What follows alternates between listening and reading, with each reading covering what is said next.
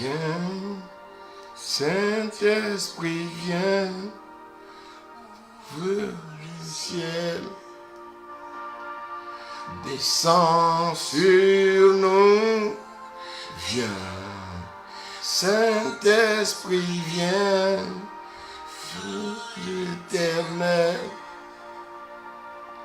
embrase-nous.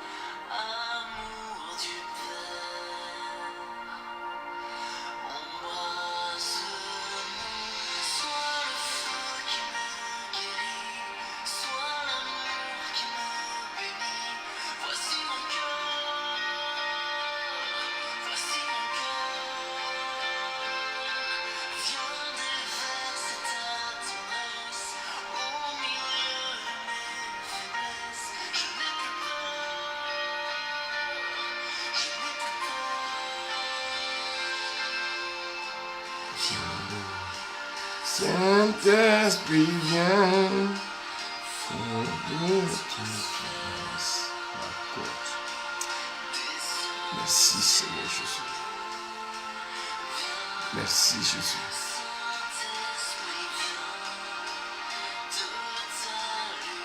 Oui, merci que ta lumière brille nous.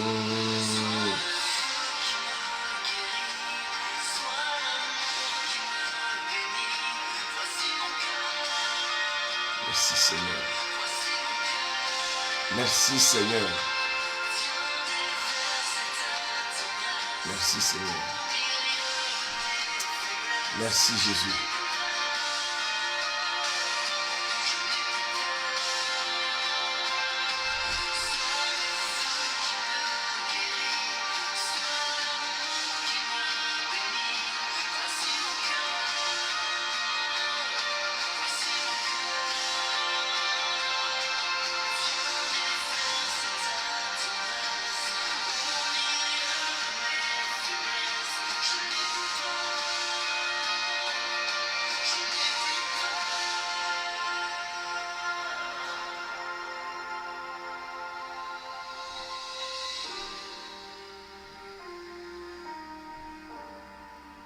Merci Jésus. Merci encore pour ta grâce ce jour. Merci Jésus. Merci Jésus. Merci Jésus. Merci Saint-Esprit. De guérison, de révélation. Voici nos cœurs. Voici nos cœurs.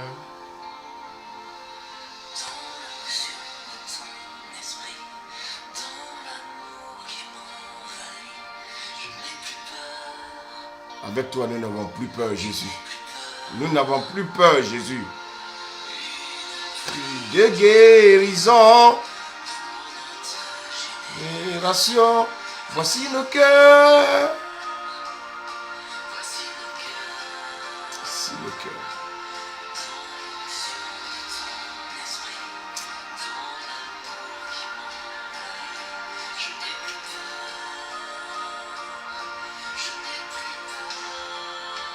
En toi, nous n'avons plus peur.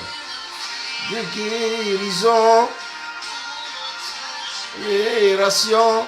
Voici nos cœurs. Voici nos cœurs.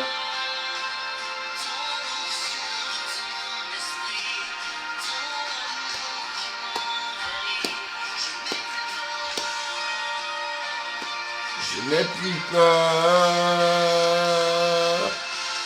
Oh. Merci Jésus. Merci Jésus. Merci Jésus.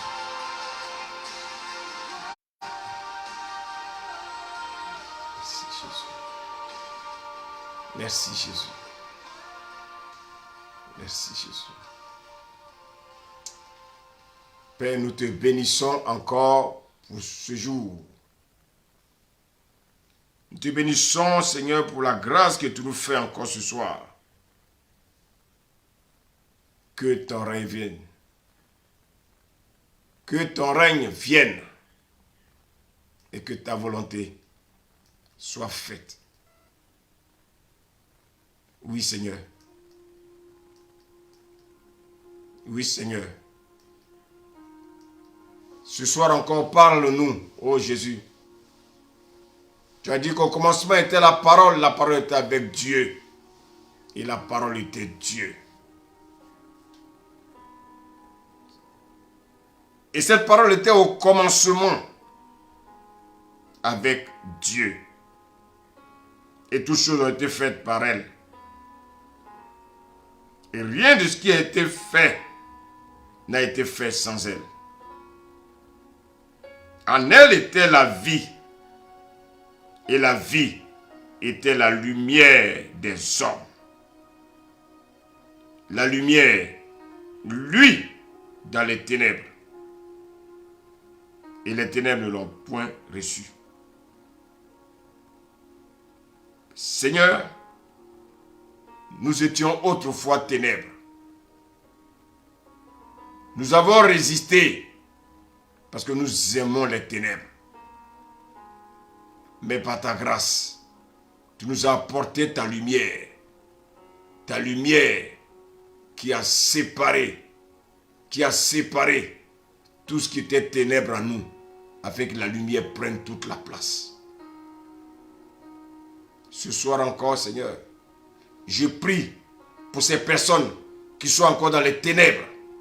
Père, de la même manière que tu nous as fait cette grâce, tu n'as point changé.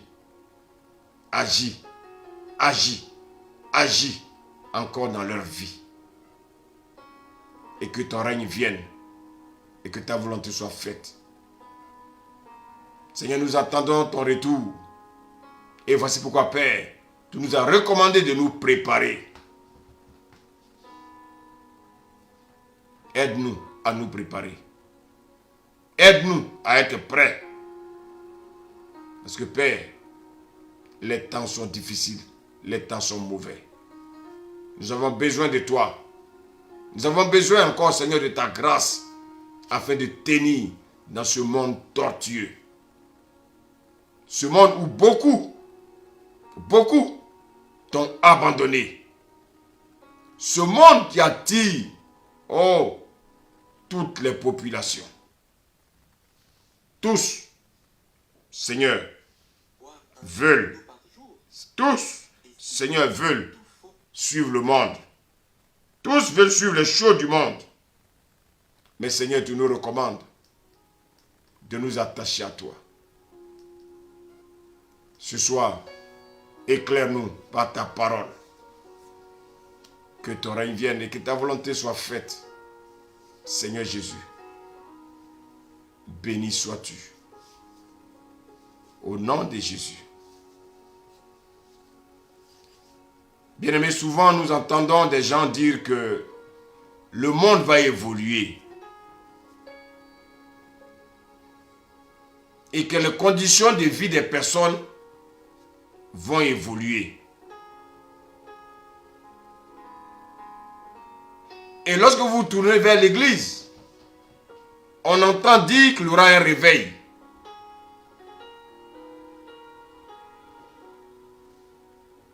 Mais je voulais ce soir vous dire la vérité. Je voulais vous dire ce soir que c'est tout à fait faux. Lorsque nous parcourons la Bible, elle nous dit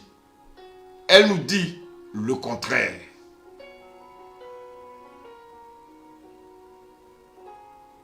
Croyez-vous qu'il y aura une meilleure condition de vie? Bien-aimé, quand je parcours la parole de Dieu, elle me dit le contraire. elle me dit le contraire. Quand je parcours les Écritures,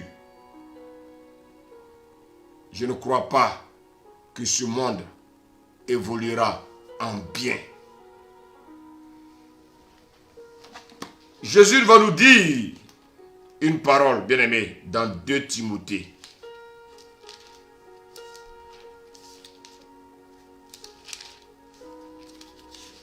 Merci Seigneur.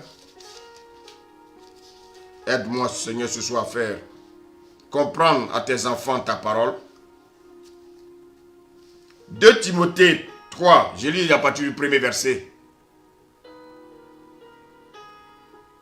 Sache que dans les derniers jours, il y aura des temps difficiles. Car les hommes seront égoïstes, amis de l'argent, fanfarons, hautains, blasphémateurs, rebelles à leurs parents, ingrats, irréligieux, insensibles, déloyaux, calomniateurs, intempérants, cruels, ennemis des gens du bien, traîtres, emportés, enflés d'orgueil, aimant le plaisir plus que Dieu. Ils viennent à l'église, mais ils ont l'apparence de la piété.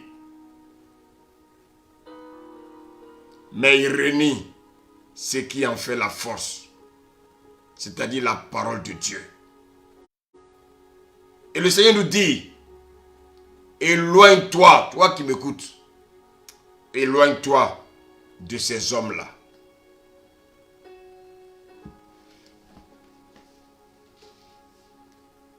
Bien-aimé,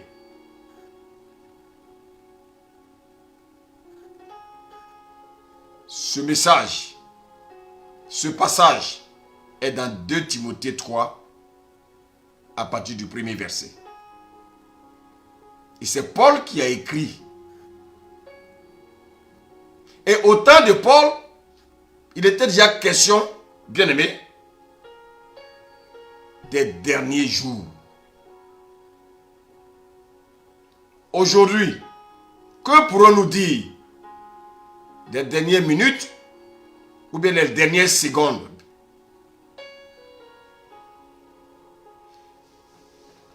Vous savez, souvent, on entend, même les politiciens, nous faire croire que lorsqu'ils viendront au pouvoir, les choses vont changer.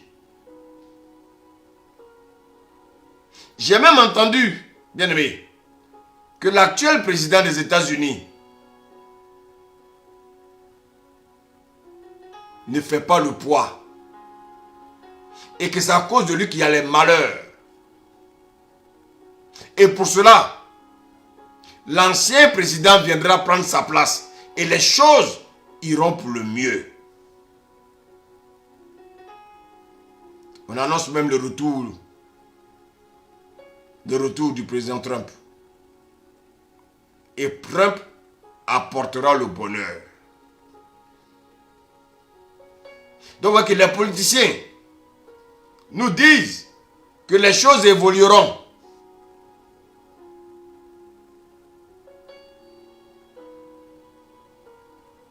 Même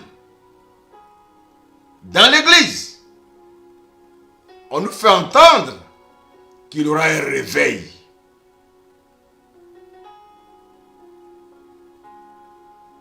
Mais bien aimé, ce que je viens de lire m'amène à me questionner.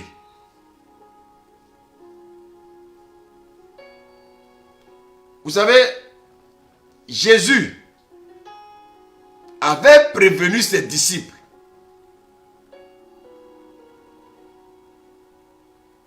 avant que ses disciples deviennent apôtres. Jésus leur avait parlé de ce qui allait arriver dans les derniers temps. Ceux qui me suivent, on va tous prendre nos Bibles. Dans le livre de Matthieu. Matthieu 24. Et je vais lire à partir du premier verset.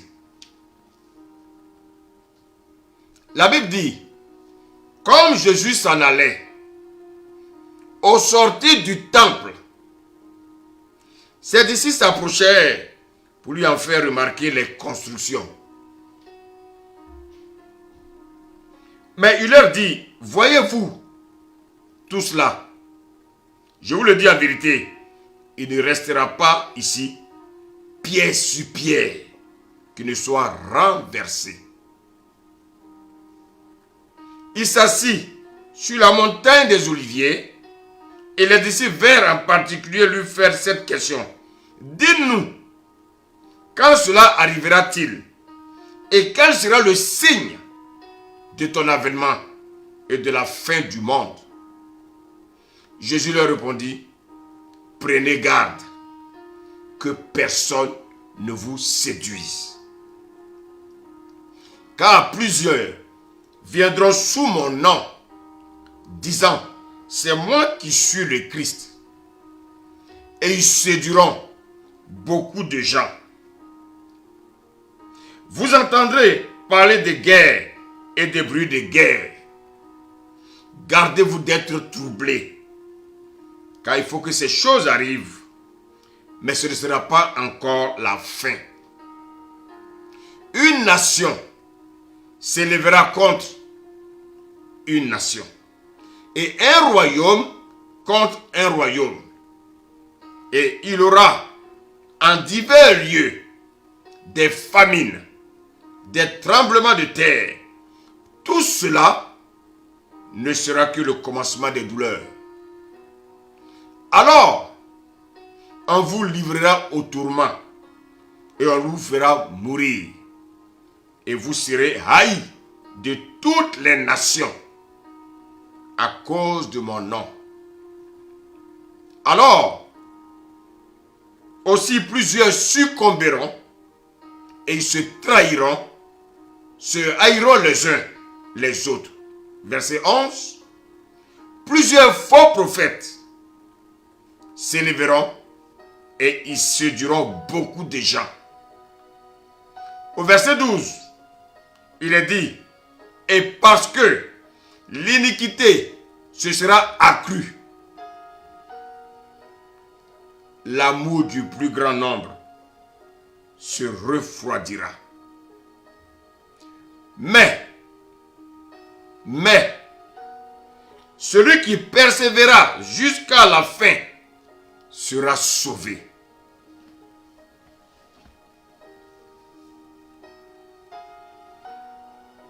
Bien aimé, la Bible nous dit ici que les disciples avaient fait remarquer à Jésus la belle construction du temple. Ils en étaient fiers. Ils en étaient fiers. Mais Jésus va les dissuader. Jésus va leur dire, voyez, cette belle édifice, c'est vrai, elle est belle. Vous avez encore des yeux charnels.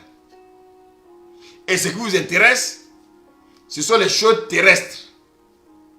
Mais il ne restera pas pierre sur pierre qui ne soit renversé.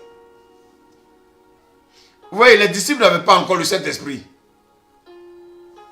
Ils n'avaient pas encore reçu l'Esprit d'en haut.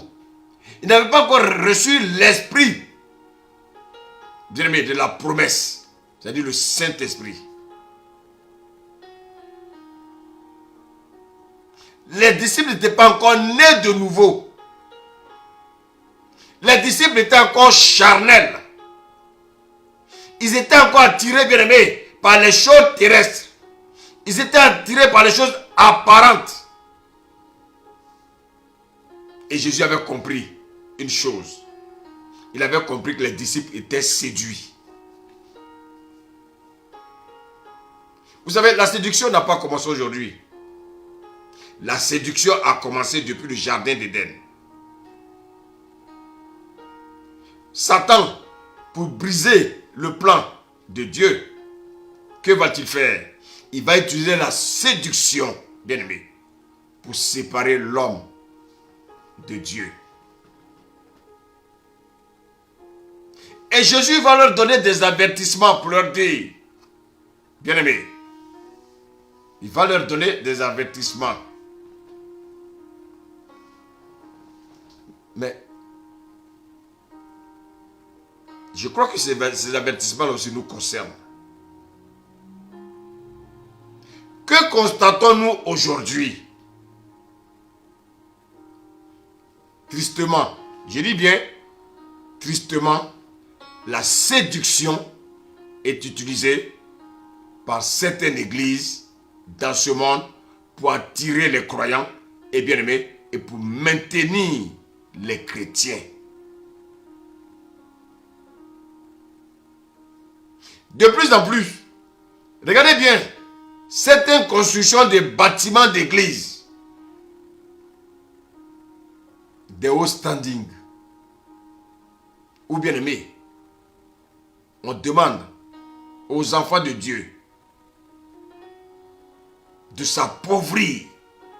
Parce que d'après eux, en s'appauvrissant pour bâtir des hauts standing, cela c'est pour la gloire de Dieu.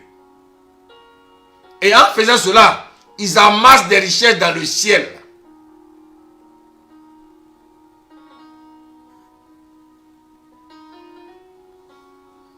Bien-aimés,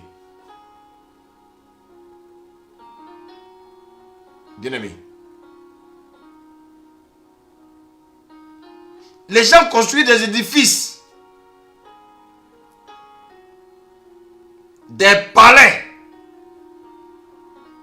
parce que d'après eux, notre Dieu mérite d'avoir de beaux palais, des palais d'un certain standing.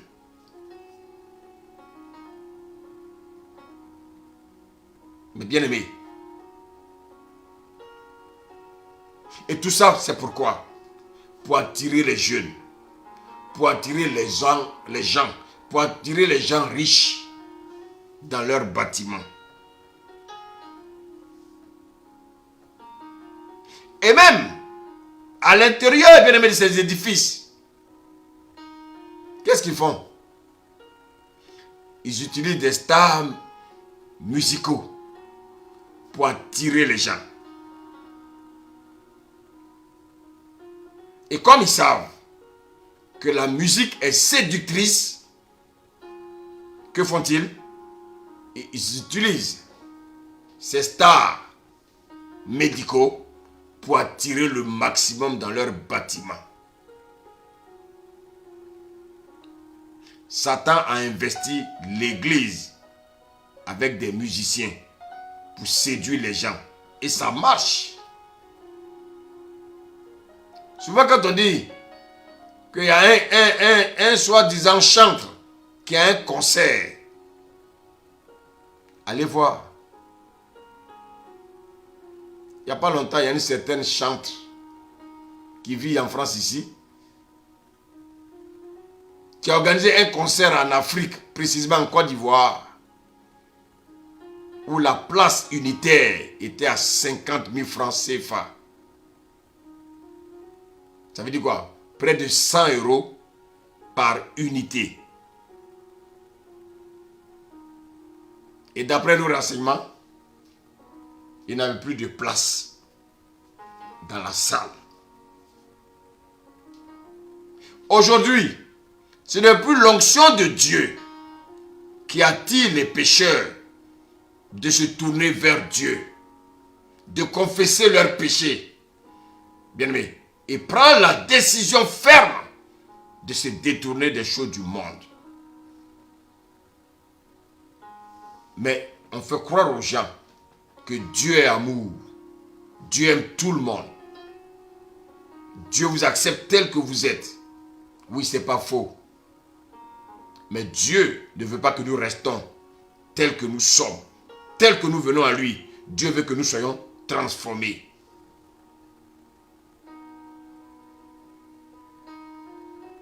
Donc, vous voyez que les disciples, qu'est-ce qu'ils ont fait? Ils ont fait remarquer à Jésus les constructions. Ce n'est pas nouveau. Les hommes sont attirés, bien aimés, par des belles édifices avant d'aller à l'église chercher Dieu. Et c'est devenu la mode. C'est devenu un business. Aujourd'hui, lorsque vous n'avez pas un grand édifice, personne ne vous fréquente.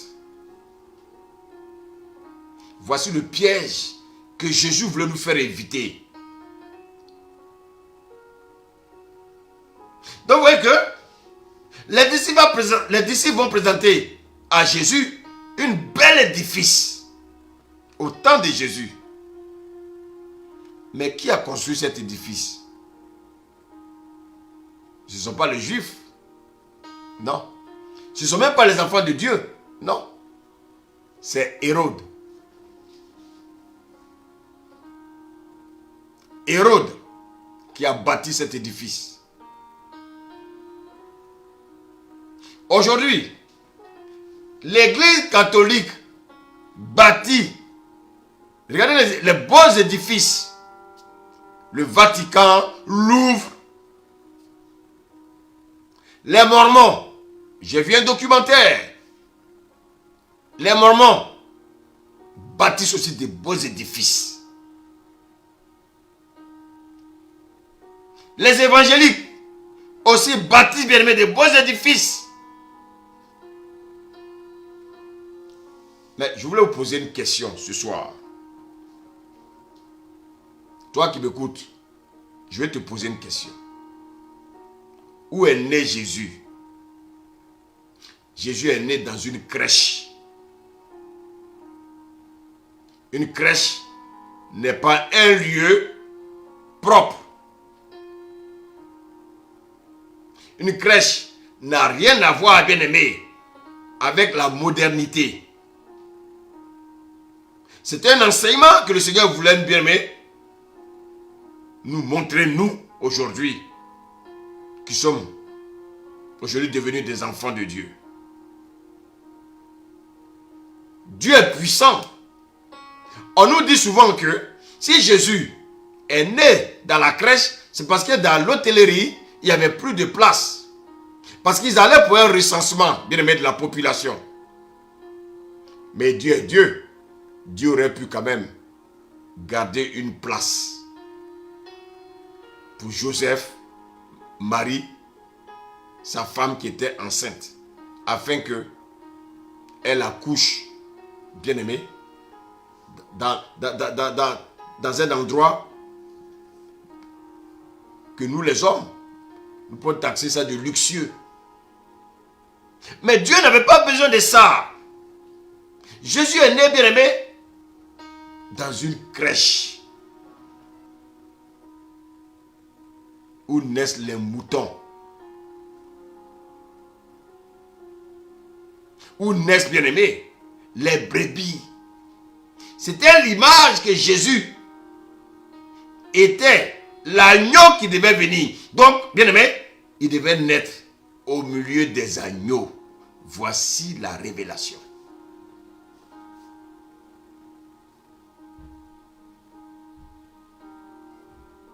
Bien aimé. Les disciples croyaient que Jésus allait acclamer lorsqu'ils allaient lui montrer, bien aimé, cet édifice. Jésus va leur dire, il ne restera pas pierre sur pierre qui ne soit renversé. Je voulais vraiment voir la mine, vraiment, de ses disciples. Ils pensaient que Jésus allait acclamer. Jésus leur a dit, toutes ces constructions-là seront renversées. Et bien aimé, en l'an 70, le temple de Jérusalem, comme Jésus l'a dit, a été renversé.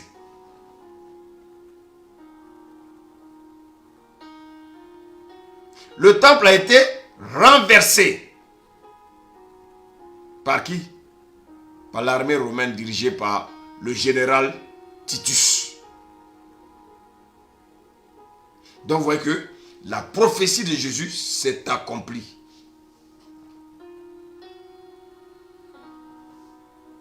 Bien-aimé. Mais quand Jésus prophétisait, bien-aimé, sur cet édifice, Jésus prophétisait en même temps pour dire que également le monde allait être renversé. La réponse de Jésus a brisé la pensée humaine, la pensée terrestre des disciples. Je vous le dis, ce n'était pas de leur faute. Ils étaient encore des hommes charnels. Mais regardez bien. Quand Jésus va leur donner va leur dire qu'il ne sera pas pierre sur pierre qui ne soit renversé, et regardez bien ce qu'ils vont dire. Ils vont poser une question très importante à Jésus. Dis-nous, quand cela arrivera-t-il? Ça veut dire quoi? Quand est-ce que le temple sera renversé? Et quel sera le signe de ton avènement et de la fin du monde? Ça fait 3 questions en une.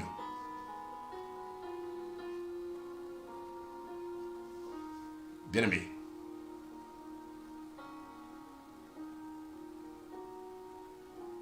Les disciples demandent quand est-ce que le temple allait être renversé.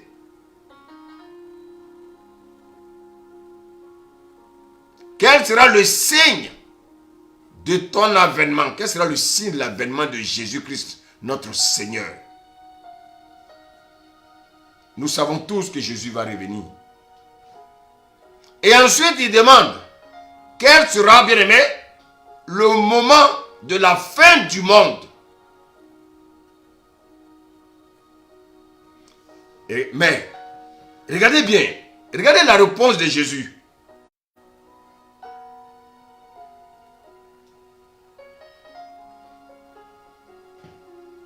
Et regardez la réponse de Jésus au verset 4. Jésus leur répondit, prenez garde que personne ne vous séduise. Je vous pose la question. La réponse de Jésus, en quoi ça correspond aux questions bien-aimées des disciples? Les disciples parlent du temps de son avènement. Les disciples bien-aimés lui parlent de quand est-ce que le bâtiment sera renversé. Et Jésus leur dit, prenez garde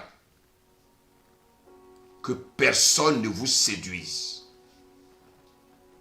Vous savez, le monde est séduit. Les païens sont séduits. Les chrétiens sont séduits. Jésus dit, prenez garde. Parce que Jésus a vu qu'ils étaient séduits. La séduction.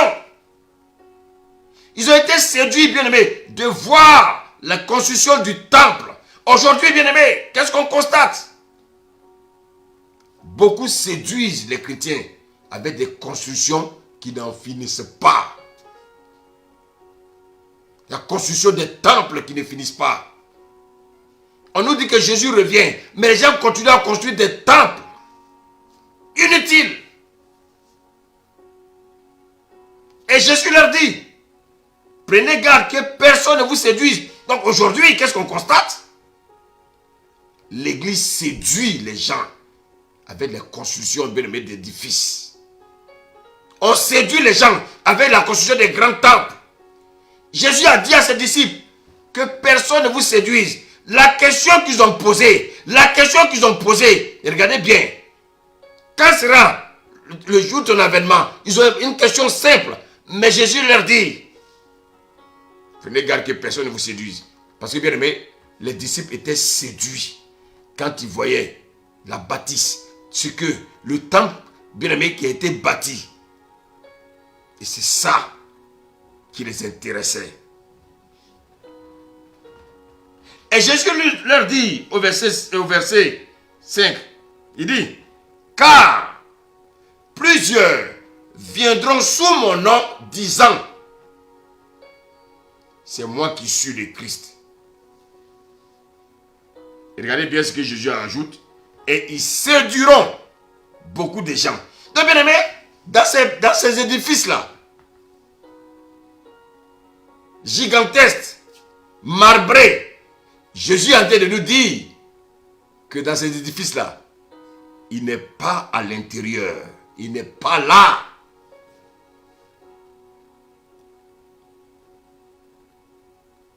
Tous ces édifices bien-aimés des Mormons, les édifices bien-aimés des catholiques, les édifices bien-aimés des musulmans, les édifices de quiconque, de tous ces sectes. Jésus dit, il n'est pas là, il n'est pas au milieu d'eux. Et donc, ils disent le nom de Jésus, mais Jésus n'est pas là.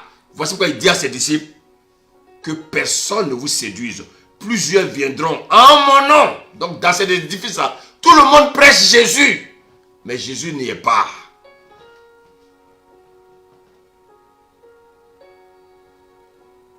Bien-aimés, des bâtiments d'église à 5 étoiles, à 10 étoiles, ne doivent pas te séduire, chrétien.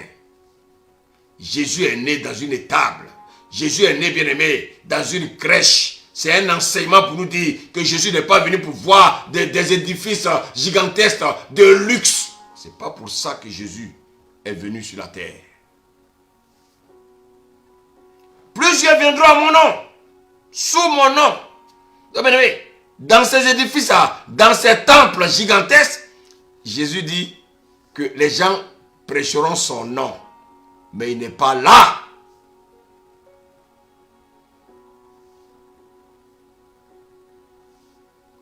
Tous ces édifices-là qui brillent, c'est de la séduction. Et quel est le message? L'évangile de la prospérité. Quel est le message? Sauver, sauver pour toujours. Aujourd'hui, bien-aimé, il y a un Jésus dans chaque pays. Il y a un Jésus, bien-aimé, en Israël. Il y a un Jésus actuellement, que les gens adorent. Il y a un Jésus en Russie. Lui, on lui donne comme, je sais pas, on lui donne combien de pourcents de la dîme? Le Jésus de la Russie. Il y a un Jésus en Côte d'Ivoire. Lui, il dit qu'il vient fraîchement bien-aimé d'arriver d'Israël. Il y a une femme qui se fait appeler Dieu au Bénin. Il y a un Jésus en Jamaïque. Il y a un Jésus aux États-Unis. Jésus nous avait avertis. Et bien, mais quand vous rentrez dans leurs édifices, tu n'as plus envie de sortir. Parce que tu es séduit. Chrétien, comment tu peux te laisser séduire par du matériel périssable? Jésus a dit à ses disciples, il ne restera pas pied sur pied, qu'il soit renversé. La séduction a atteint son paroxysme.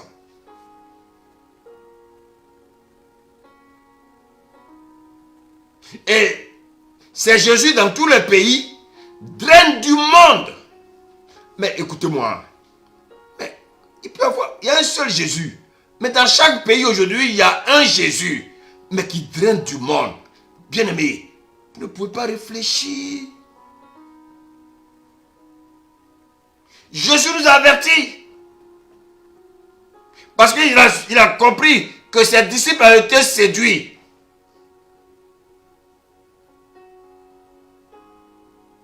Et il connaît le cœur de l'homme. Il sait que l'homme sera séduit.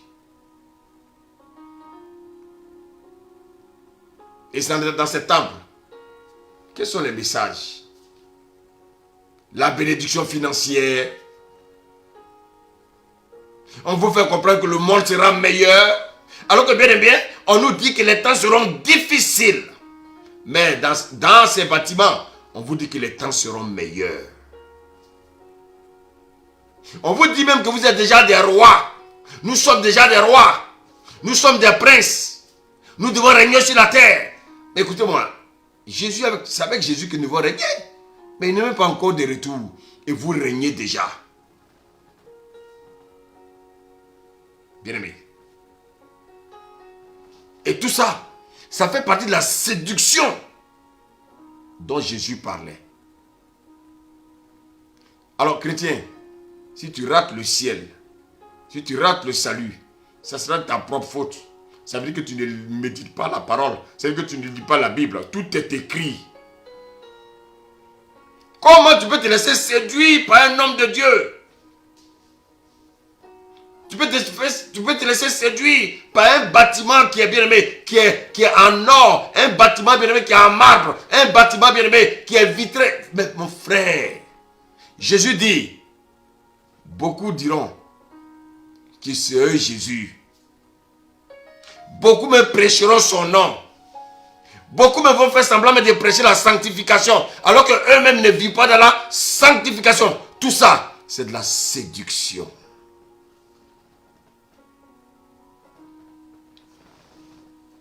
Quand on lit au verset 6, la Bible dit quoi? Vous entendrez parler de guerre et des bruits de guerre. Écoutez-moi bien, nous sommes à la fin des temps. Jésus a dit qu'on entendra parler de guerre. Alors, nous qui sommes en Europe,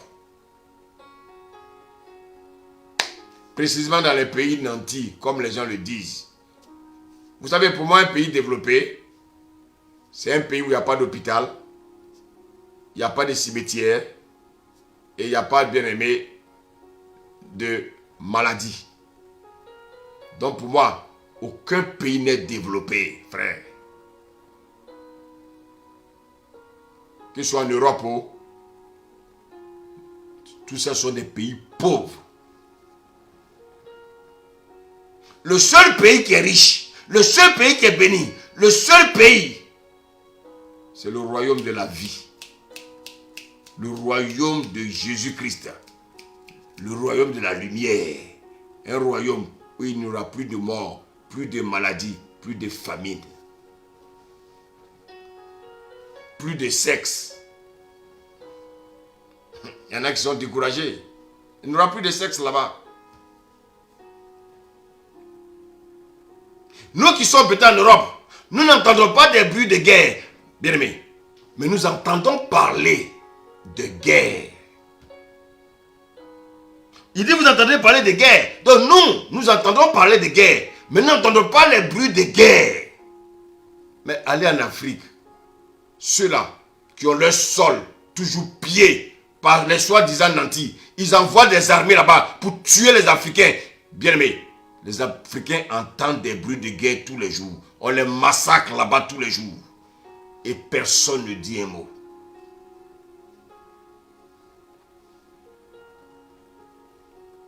Il y en a qui vivent en direct la guerre. Donc ils entendent, bien aimé, le bruit de bombes.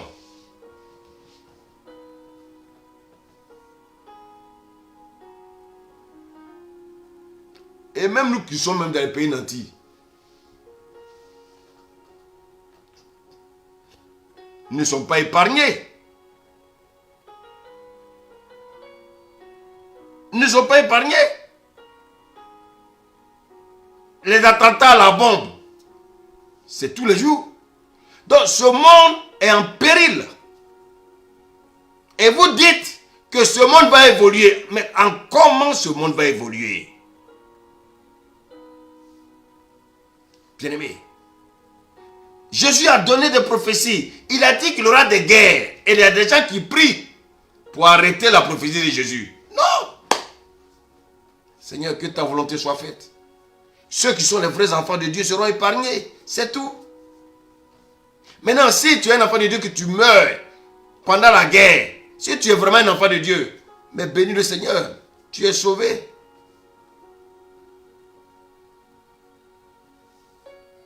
Il y a des bombes qui explosent dans les pays développés. Il y a des attentats terroristes. Mais qui provoque ces attentats terroristes? C'est eux-mêmes. Beaucoup de choses se passent dans ce monde. Et ce sont, bien aimés, des événements, bien aimés, que Jésus avait prédit, des événements que Jésus avait prophétisés.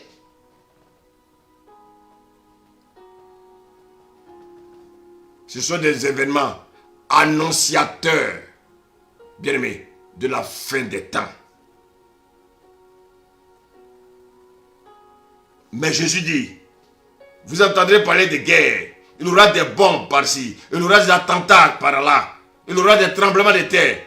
Mais il dit quoi? Il dit, gardez-vous d'être troublés, car il faut que ces choses arrivent. Et vous priez pour que ces choses n'arrivent pas, frère. Mais c'est écrit.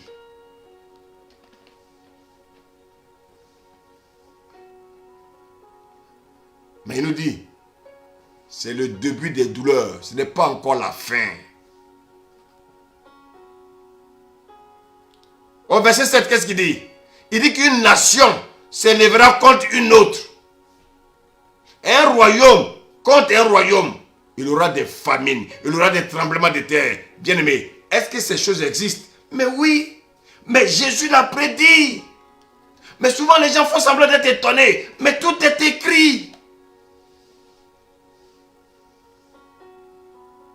Mais il dit qu'au verset 8, il dit, ça sera simplement le commencement des douleurs. Les douleurs de l'enfantement. Les douleurs du retour de Christ. Au verset 9, il dit quoi? Alors, on vous livrera au tourment. Les chrétiens sont persécutés depuis le 1er siècle. Aujourd'hui, peut-être que nous avons encore la grâce, bien-aimée. Nous ne sommes pas encore persécutés, bien-aimés, attaqués physiquement, mais nous sommes persécutés dans ce pays.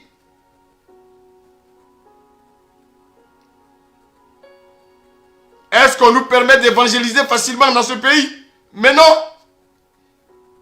Tu commences à parler de Jésus, la police arrive tout de suite. Donc nous sommes persécutés. Bien-aimés, nous ne sommes pas persécutés physiquement, mais nous sommes persécutés moralement. On nous attaque moralement. Bien-aimés, nous sommes peut-être encore en vie, mais jusqu'à quand?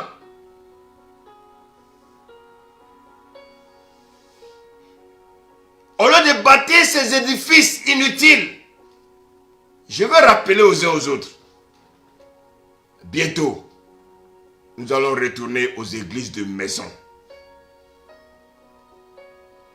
C'est déjà planifié ça. Vous êtes aveuglés, vous ne voyez pas ce qui se passe. Vous ne voyez pas tout ce plan que ce monde prépare contre l'église. Et vous continuez à bâtir des édifices. Il y a même une concurrence d'édifices.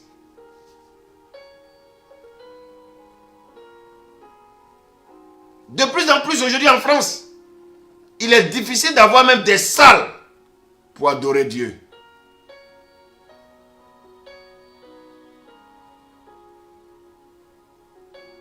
On ferme tout aux chrétiens. Aujourd'hui au Togo, dans les églises, il n'y a plus, bien-aimé, il n'y a plus de louange et d'adoration. Le pasteur vient, il prêche simplement, les gens rentrent chez eux. Encore, il prêche. Je crois qu'au moins, le diable n'a pas été intelligent. Il aurait dû leur dire, chanter, danser, mais je ne veux pas que vous prêchiez la parole. Mais il leur dit de ne pas chanter. Personne ne chante. Il n'y a pas d'instrument, il n'y a pas de chant. Le pasteur prêche en 1 heure, chacun rentre chez lui. C'est déjà encore pas mal. Mais demain, ce monde chrétien est en danger. Et les chrétiens sont encore dans l'aveuglement. Ils sont encore dans la séduction. Nous qui sommes en France, dites-moi la vérité. Nous qui avons quitté les pays lointains, lorsqu'on venait, le Seigneur nous disait qu'on venait pour les Français. Je vous pose la question. Nous, Africains, pasteurs aujourd'hui, qui sommes en France, il y a combien de chrétiens français dans nos églises? On les compte du bout du doigt. Parce qu'ils n'en veulent pas de notre Jésus. Ils disent qu'ils sont athées. Ils le disent.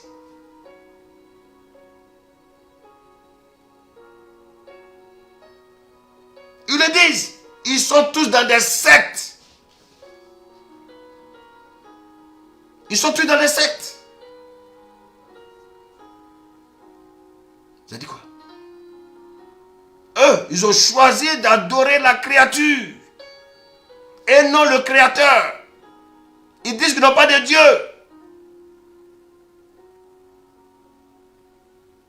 Aujourd'hui, l'homme est devenu leur Dieu.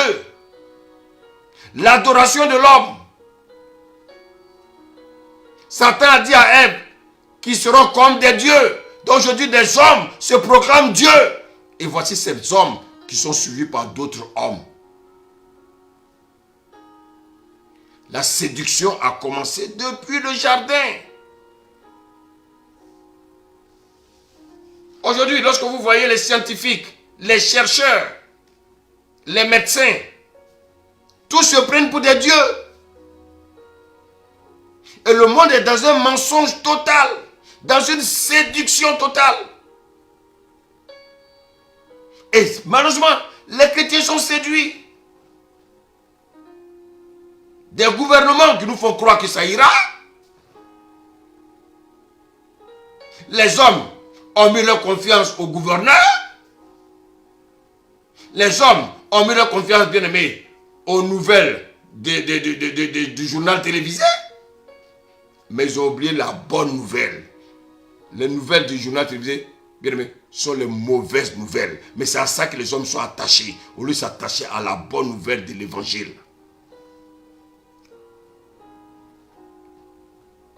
Et les hommes ont mis leur confiance à des gouverneurs. Ils ont mis leur confiance à des présidents. Ils ont mis leur confiance dans les discours des hommes.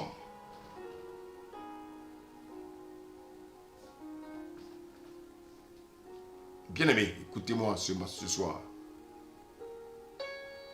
Ce monde est dans la séduction. Et les chrétiens sont séduits. Au lieu de rechercher Dieu, de s'attacher à leur Dieu, de mettre de l'ordre dans leur vie, de vivre une vie de repentance. Non. Ce qui les intéresse, c'est les choses du monde.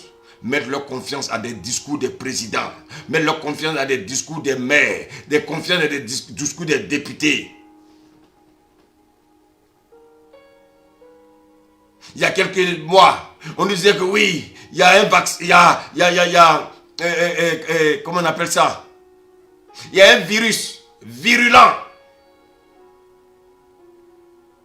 qui est en train de décimer toute la terre. On a demandé aux hommes de commencer à porter un masque. On nous a fait croire que ce virus allait décimer tout le monde entier. Maintenant qu'ils ont réussi, à vacciner un maximum de personnes. Bientôt, ils vont demander aux hommes de ne plus porter le masque. Le monde est dans la séduction. Satan est méchant. Satan n'a pas changé. Il a commencé dans la séduction avec Ève. Aujourd'hui encore, il continue dans la séduction.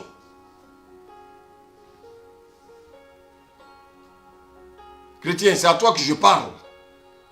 Toi aussi, tu es séduit. Toi aussi, tu mets ta confiance aux hommes au lieu de mettre ta confiance au Seigneur. Nous sommes dans un monde qui est pervers.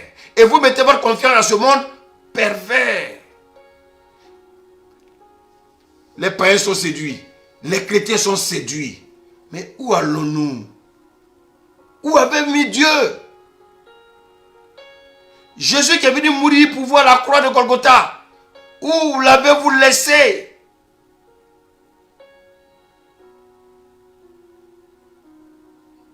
l'avez renié. En chemin, vous l'avez renié. Qu'est-ce que ce monde peut te donner, chrétien? Malheureusement, ce monde t'a séduit. Ce monde n'ira pas. Ce monde est dans la séduction pour attirer le maximum en enfer. Ouvrez les yeux, chrétiens.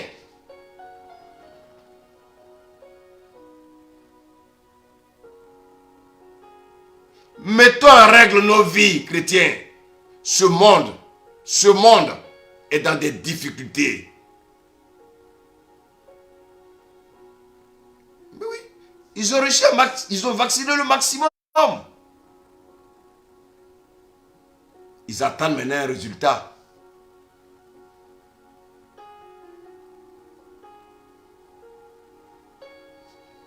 Au verset 11, il a dit quoi?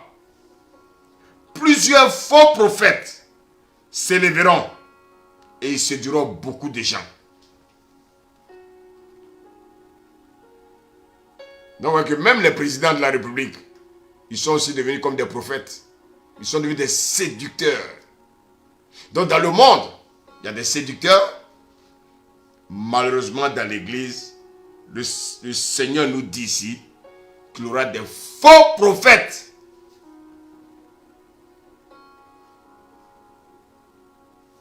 Vous savez pourquoi il y a des faux prophètes? Mais qui a fabriqué ces faux prophètes? Je vais vous dire.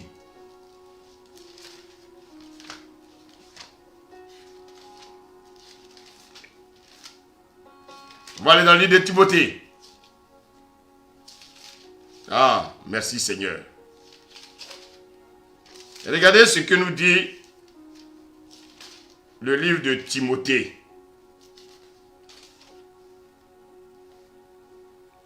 La parole de Dieu, elle est puissante.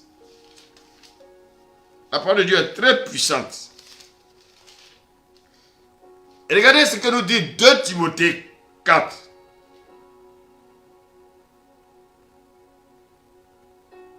Je t'en conjure, dans Timothée 4, je lis après le premier verset. Je t'en conjure devant Dieu et devant Jésus-Christ, qui doit juger les vivants et les morts. Et au nom de son apparition et de son royaume, prêche la parole. Mais le Seigneur n'a pas laissé d'autres consignes. Il dit prêche la parole. Mais c'est la parole que nous devons prêcher. S'il y a 2 personnes, prêche la parole. S'il y a un seul, prêche la parole. Mais vous voulez avoir le maximum. Donc vous prêchez un faux évangile. C'est-à-dire, vous dites que vous cherchez la gloire de Dieu. Mais au fond de vous, vous cherchez votre propre gloire. Ah, ce monde vous a séduit, pasteur d'aujourd'hui. Il dit, prêche la parole. Insiste en toute occasion favorable ou non. Reprends. Censure. Si je censure, ils ne vont plus venir à l'église. Qui va payer la salle? Qui va payer la salle? Tu es encore dans ça? Non. Mais s'ils ne payent pas la salle, retourne à la maison.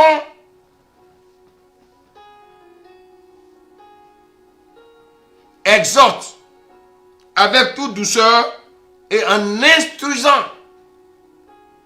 Car il viendra un temps où les hommes ne supporteront pas la sainte doctrine, ils ne supporteront pas la vérité. Mais ayant la démangeaison d'entendre des choses agréables, ils se donneront eux-mêmes une foule de docteurs selon leur propre désir. C'est-à-dire, écoutez-moi bien, leurs oreilles veulent entendre des choses agréables. Les faux prophètes leur servent des choses désagréables.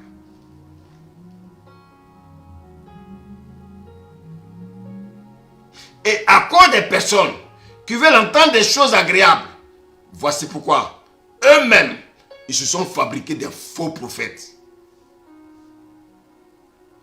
Aujourd'hui, tous les marabouts sont devenus des prophètes. Ils ont seulement enlevé les boubous. Maintenant, ils portent des costumes.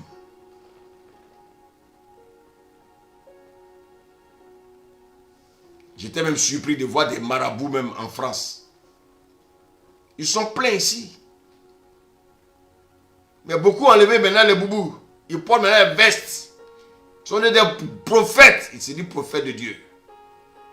Et comme les hommes veulent entendre des choses agréables, eux-mêmes, ils se sont créés des faux prophètes.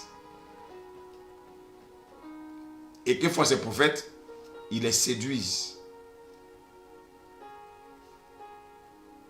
Aujourd'hui, les faux prophètes ont envahi le monde. Le monde est manipulé. Le monde est prêche. Bien aimé, ces faux prophètes, qu'est-ce qu'ils prêchent? Dieu m'a révélé dans la salle. Quelqu'un, voici ton numéro de téléphone, le 06 26. Dites-moi, en quoi me donner mon numéro de téléphone peut m'édifier? Où est l'édification? Dites-moi. Donner les couleurs des dessous. En quoi ça édifie? La séduction, je dis, c'est fait par la rhétorique. Quelqu'un qui parle bien. On dit, oh, ça c'est un grand pasteur. Non. Les apôtres de Jésus, ils ne sont jamais allés à l'école. C'est le Saint-Esprit qui les a enseignés. Jésus a dit, je vous laisserai le Saint-Esprit. C'est le Saint-Esprit qui doit nous enseigner. Les gens, la rhétorique, quand ils parlent, ils se disent, oh, mais ce gars-là, mais c'est un grand prophète. Oh, c'est un docteur de la parole. Non, frère. Tu es séduit. Ils font des miracles. Ça te séduit. Mais écoute-moi. C'est pas nouveau. Au temps de Paul, ces faux prophètes étaient déjà là. Et regardez ce que nous dit 2 Thessaloniciens. 2 verset 9. La Bible dit, l'apparition de cet impie se fera par la puissance de Satan, avec toutes sortes de miracles, de signes et de prodigues mensongers, et avec toutes les séductions de l'iniquité, pour ceux qui périssent, parce qu'ils n'ont pas reçu l'amour de la vérité pour être sauvés. Ils ont reçu, bien aimé, l'amour du mensonge. Et comme tu as reçu l'amour du mensonge, tu vas périr. Afin que, et regardez bien, verset 11. Aussi Dieu lui-même leur envoie une puissante égarement pour qu'ils croient au mensonge. Donc, vous voyez que vous êtes dans les assemblées, on vous prêche le mensonge, mais dans votre entendement, c'est la parole de Dieu. Quand vous aimez le mensonge, Dieu lui-même a disposé vos oreilles, il a disposé vos cœurs à recevoir le mensonge comme la vérité. My God. My God. Seigneur, aide-nous, aide l'église. Aide l'église. Seigneur, nous n'en pouvons plus, aide l'église. L'église en train de périr.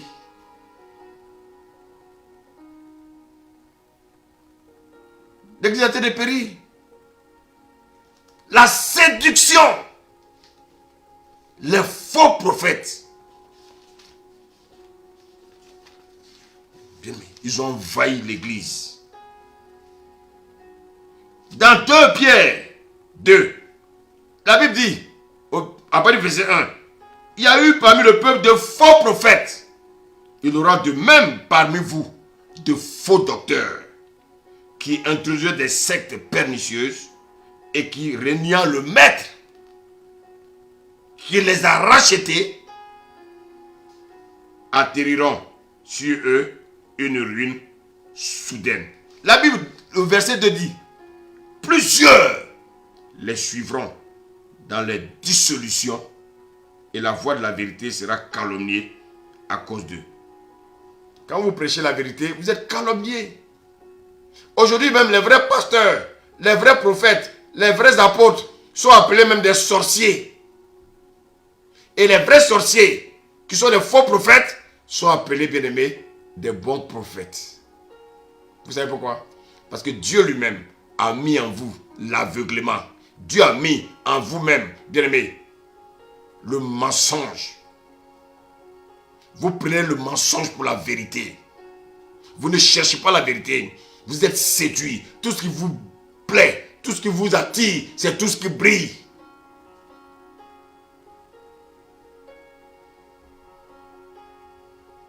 Quand le pasteur vient garer, bien aimé, sa limousine, on dit, ah, ça c'est un grand pasteur. Non. Tu es séduit.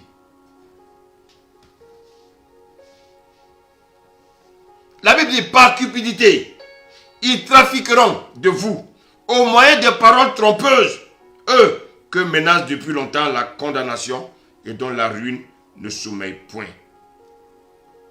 Écoutez-moi bien, vous qui aimez le mensonge, vous qui suivez les faux prophètes, la Bible nous dit dans 2 Pierre 2, verset 4, car si Dieu n'a pas épargné les anges qui ont péché,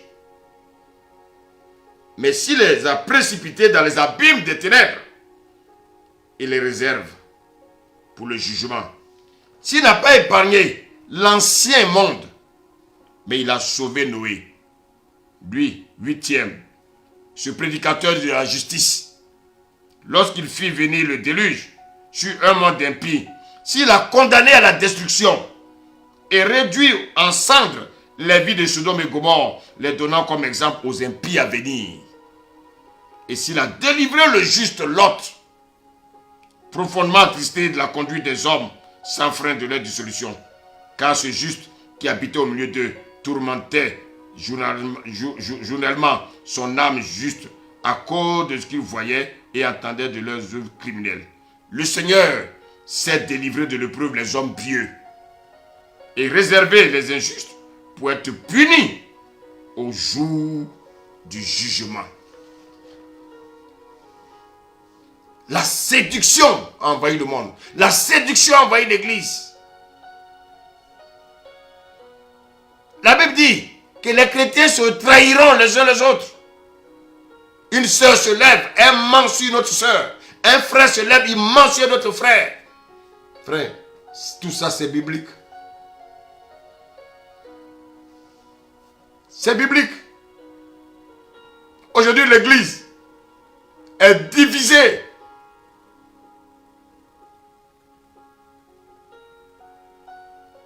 L'église est divisée. Bien-aimés, le dénominateur commun de l'église aujourd'hui, c'est la division. Les chrétiens s'accusent les uns les autres. Les pasteurs sont divisés. Les pasteurs sont dans des confédérations d'églises. Et qu'est-ce qu'ils font là-bas? Ils votent les mêmes lois que les députés de ce monde. Quand les députés votent, bien aimé, des lois impies, ces pasteurs des fédérations-là vont dans leur sens. Vous savez, le diable est très malin. Aujourd'hui, il ne se fatigue plus. Il divise les chrétiens entre eux. La langue détruit l'église. La langue détruit les chrétiens. Vous savez, la langue est une arme de destruction massive. Et la Bible nous dit au verset 12, l'iniquité serait accrue, l'amour du plus grand homme se refroidira. Aujourd'hui, est-ce qu'il y a encore des vrais chrétiens dans les églises? Aujourd'hui, beaucoup ne vont plus à l'église. Il y en a qui sont chez eux à la maison. Ils disent qu'ils suivent les messages par internet. My God. Il n'y a plus l'amour dans ce monde. D'ailleurs, le monde ne peut pas avoir de l'amour parce que le monde ne connaît pas Dieu. Mais les chrétiens qui avaient ce peu d'amour, cet amour a disparu. Mais si tu t'es éloigné de Dieu, Dieu est amour, c'est qu'il n'y a plus l'amour en toi. Voici quoi, bien aimé, aujourd'hui, de plus en plus, nous voyons que la méchanceté. Regardez dans la rue. Si vous n'avez pas porté de masque, les gens vous fuient comme si vous étiez une peste. Même dans les familles biologiques, il n'y a plus l'amour. Il n'y a que des divisions. Parce que le père aime tel enfant plus que l'autre. La mère aime telle fille plus que l'autre. La division entre les enfants. La jalousie a pris le dessus dans les familles. Et de plus en plus, nous sommes dans un monde de méfiance. L'amour du plus grand homme se refroidira. Regardez autour de nous. Les chrétiens sont remplis de haine. Les chrétiens parlent mal de leurs pasteurs. Les chrétiens ont du mal à pardonner. Les chrétiens font du mal. Ils ont du mal à se repentir. Mais ils ont sur leur langue le nom de Jésus. De quel Jésus parles-tu? Il n'y a plus l'amour pour Dieu. Il n'y a plus l'amour pour notre prochain.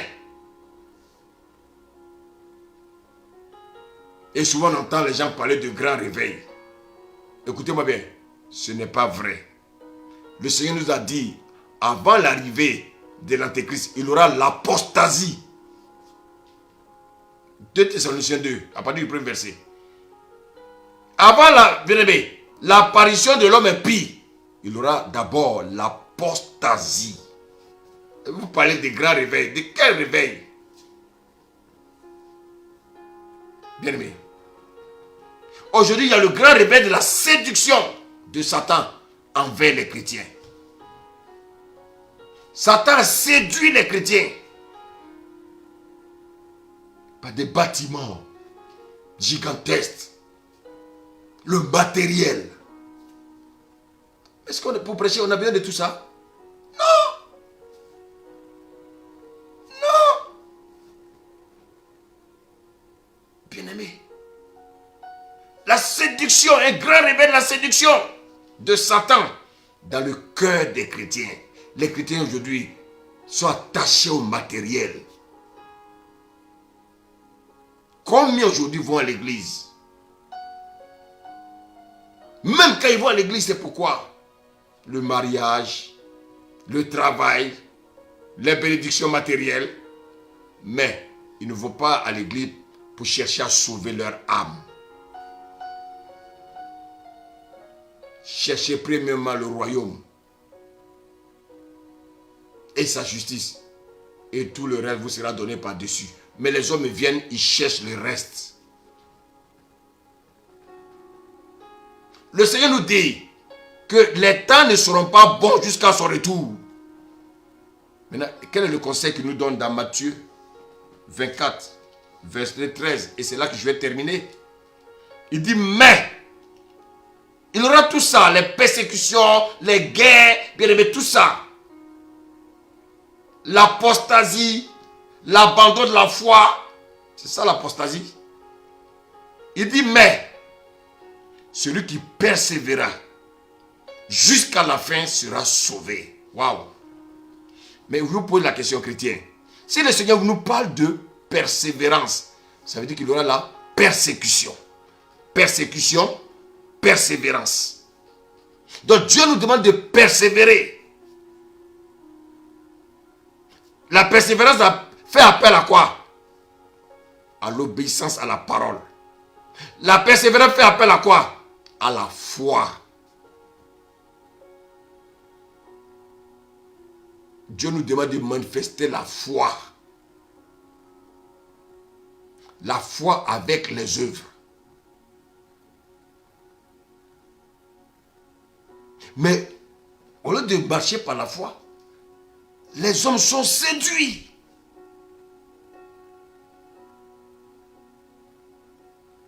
Quand vous voyez les chrétiens courir de prophète en prophète, c'est pourquoi? Pour que le prophète leur parle de leur vie. Mais tu connais déjà ta vie. Toi-même, tu es ton propre prophète. Quelle révélation encore tu veux? Cherche à changer de vie. Médite la parole. L'Esprit de Dieu va te dire ce que tu as à faire.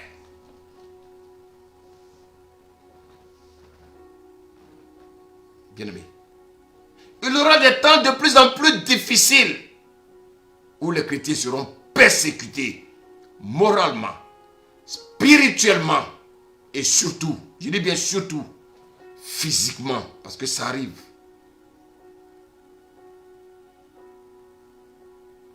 Les pasteurs qui adorent les salles, ils adorent les salles. Non! C'est de la séduction.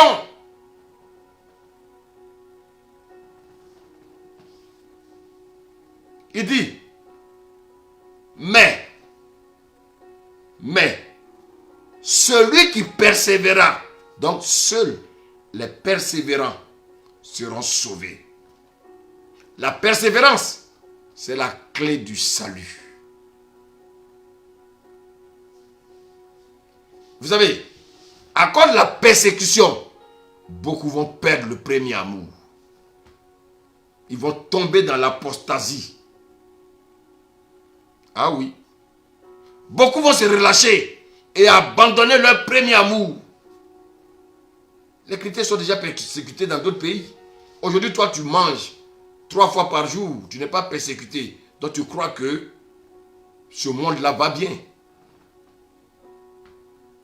Mais Jésus me dit de te dire que ce n'est que le commencement de la douleur. Il y a des chrétiens qui sont égorgés, qui sont massacrés dans les pays maghrébiens, bien aimés, dans les pays de l'Est. Les gens ne veulent pas entendre parler de Jésus.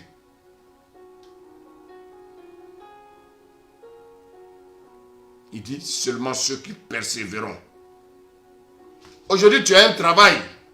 C'est bien. Aujourd'hui, tu as une maison.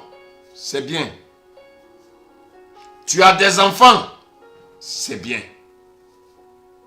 Mais le plus important, c'est d'obtenir la vie éternelle.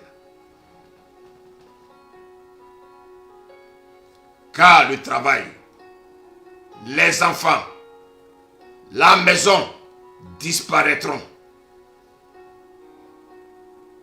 Tout ça, ça fait partie aussi de la séduction. Ne nous laissons pas séduire, chrétiens. Ne nous laissons pas séduire. Les temps sont mauvais. Ne nous laissons pas séduire. Recherchons la vie éternelle. Car si tu ne recherches pas la vie éternelle, la mort éternelle va s'imposer à toi. Bien-aimé, ce monde-là veut nous imposer un mode de vie. Bien-aimé, c'est un piège. C'est de la séduction. Bien-aimé, ce monde veut t'imposer un mode de vie. Mais toi, impose à ce monde le mode de vie de Jésus. Impose à ce monde la vie éternelle. Fais ta part, cher frère. Fais ta part, chère sœur. Fais ta part, cher pasteur. Fais ta part, cher apôtre. Fais ta part, cher prophète. Fais ta part, cher évangéliste. Fais ta part, cher enseignant. Fais ta part. Bien-aimé, fais l'œuvre du Père. Annonce la bonne nouvelle pendant qu'il est jour. Car la nuit avance et le jour s'approche. Dans notre entourage, dans nos propres familles, il y a des personnes qui n'ont pas encore accepté Jésus. Continuons de faire confiance au Saint-Esprit. Manifestons-leur de l'amour. Manifestons-leur de l'amour. Et je suis conscient d'une chose. De la même manière, le Saint-Esprit a eu pitié de toi. Parce que bien aimé, si aujourd'hui tu es chrétien, tu ne mérites rien. C'est par pure grâce. C'est quoi la grâce? C'est une faveur imméritée. De la même manière, le Saint-Esprit t'a fait grâce. il peut faire grâce à ton frère, il peut faire grâce à ta mère, il peut faire grâce à ton cousin, il peut faire grâce à ton père. La seule chose que le Seigneur te demande, manifeste-leur de l'amour et annonce-leur la parole de Dieu. Il ne faut surtout pas les obliger. Parce que le salut n'est pas une obligation. Jésus a dit, je mets devant toi la vie et la mort. Mais moi, Jésus, parce que je t'aime, je te demande de choisir la vie. Toi, annonce l'évangile avec amour. Et laisse le Saint-Esprit faire le reste. Même si la personne n'accepte pas aujourd'hui, toi, intercède pour cette personne dans le secret. Et tu verras la gloire de Dieu. Notre Dieu est un Dieu puissant. Notre Dieu est un Dieu merveilleux. Et tu verras la main de Dieu.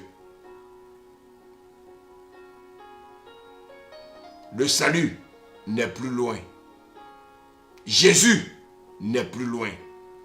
C'est le temps d'être prêt. Ce n'est pas le temps de s'apprêter. Non, il faut être prêt. Il faut avoir ton ticket. Sois sur le quai. Parce que le navire, le train, le RER qui s'appelle Jésus arrive.